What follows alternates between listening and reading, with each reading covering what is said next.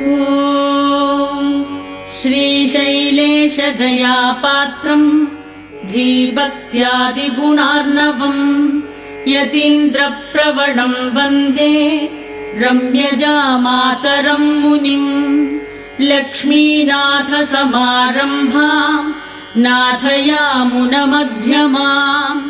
अस्मदाचार्यपर्यन्तां वन्दे गुरुपरम्पराम् यो नित्यमच्युतपदाम्बुजयुग्मरुक्म व्यामोहतस्ततितराणि तृणाय मेने अस्मद्गुरोर्भगवतोऽस्य दयैकसिन्धोः रामानुजस्य चरणौ शरणं प्रपद्ये।